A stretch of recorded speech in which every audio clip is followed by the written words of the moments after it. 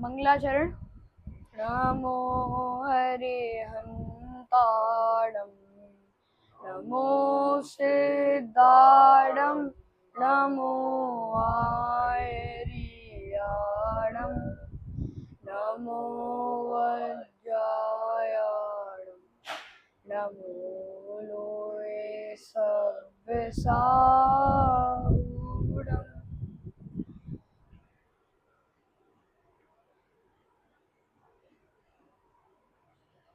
मंगल प्रज्ञा भाग 1। मैं इस जिनवाणी का परिचय दे देता हूँ। ये जो जिनवाणी है ये मंगल विद्यापीठ तीसरा मंगलायतन द्वारा रचित है। यह सेम बिल्कुल बालबोध पाठमाला जैसे है, उसी को देखकर ही ये बनाई गई है।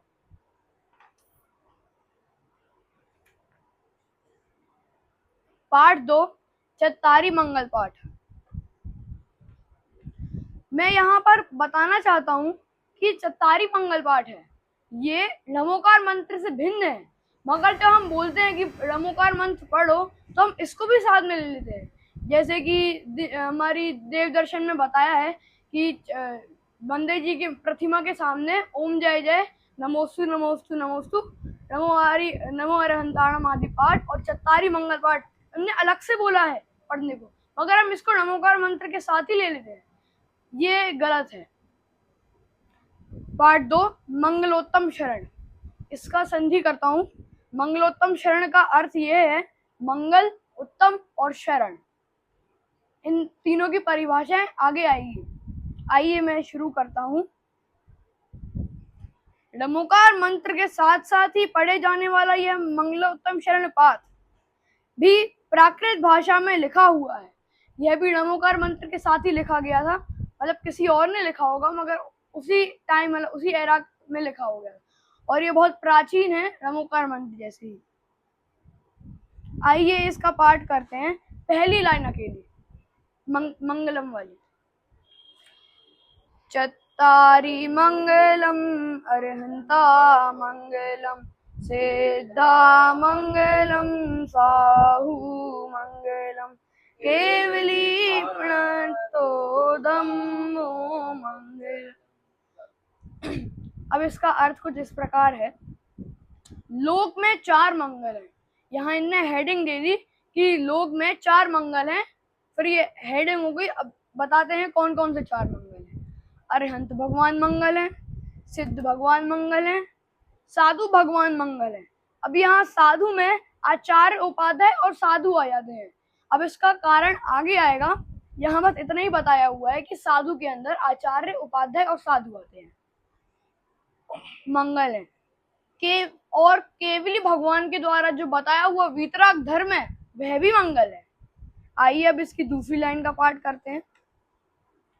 चत्तारी लोगुत्तमा अरिहंता लोगुत्तमा सिद्धा लोगुत्तमा साहु लोगुत्तमा केवली।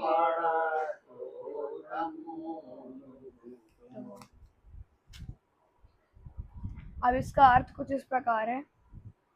पहले मैं मंगल की परिभाषा दे देता हूँ। जो मोह राग द्वेष रूपी पापों को गलावे और सच्चा सुख उत्पन्न करे उसे मंगल कहते हैं। मैंने इसके पहले वाले पाठ में भी आपको बताया था। चलिए अब इसका अर्थ देखते हैं। लोक में 4 उत्तम हैं। अरिहंत भगवान उत्तम है, सिद्ध भगवान उत्तम है, साधु भगवान उत्तम है।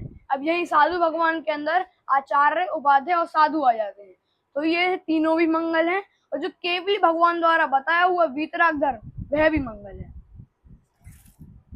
अब यहाँ उत्तम है।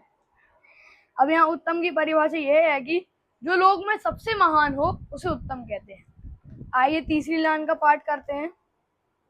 चत्तारी शरणं पव्वजामि अरिहन्ते शरणं पव्वजामि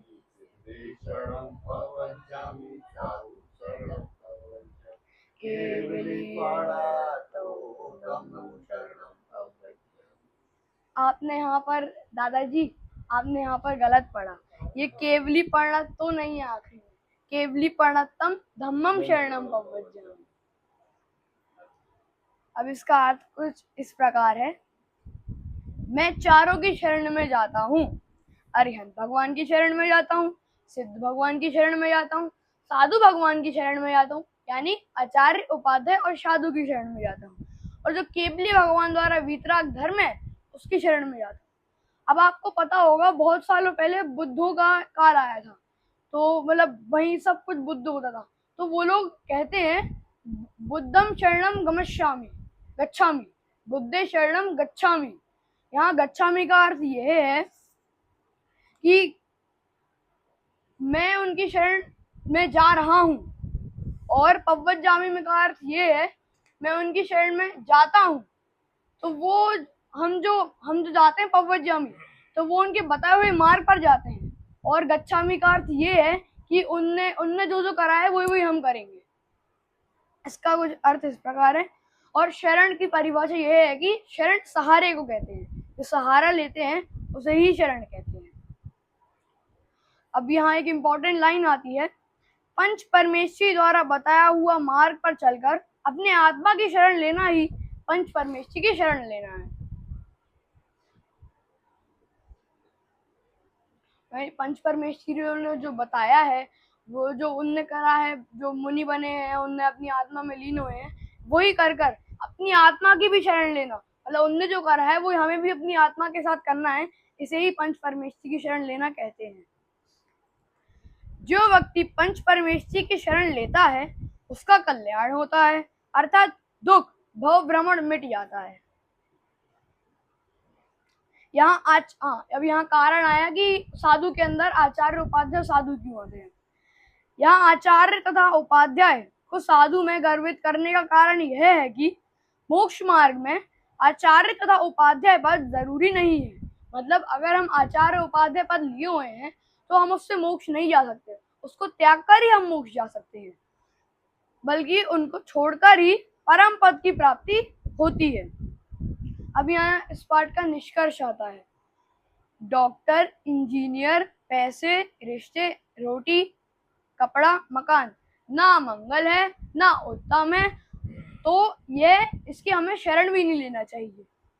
अब यहाँ से ये सब मोह राग द्वेष है जो मैंने अभी शुरू में बोला था। अपनी आत्मा तो एक ही है, अपनी आत्मा तो एक ही है। सुमित प्रकाश जी ने बोला था अपनी आत्मा एक है, मगर यहाँ पर भी एक आत्मा है, यहाँ पर भी एक आत्मा है, यहाँ पर भी एक आत्मा है, यहाँ पर भी एक आत्मा है। फिर आप कैसे कह सकते हो कि आत्मा एक है? तो भाई रुक जाओ, बताता हूँ। जो पंच परमेश्वरी है ना, उनने बताया है कि अपनी आत्मा की शरण लेना है, दूसरों की आत्मा की शरण नहीं लेना है, अपनी आत्मा की।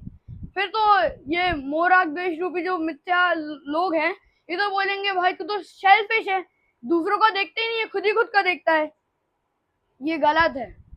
डॉक्टर, इंजीनियर, पैसे, रिश्ते, रोटी, कपड़ा, मकान, ये सब मोह राग द्वेष है। इसमें सेल्फिश, ये सब सेल्फिश करने के लिए नहीं है, ये सब मोह राग द्वेष है। अब यहाँ एक श्लोक आता है, बाह संयोग न मंगल है, ना उत्तम है ना शरण है। बाह संयोग मतलब जो बाहर की चीजें हम जिनका सहयोग करते हैं, हम जो रोज मोह राग द्वेष रूप पाप जिन भी वस्तु से करते हैं, वो सब ना ही तो मंगल है, ना ही तो उत्तम है, और ना ही तो उनकी हमें शरण लेना चाहिए। इसी मंगल भावना के साथ मैं अपनी वाणी को विराम देता हूँ।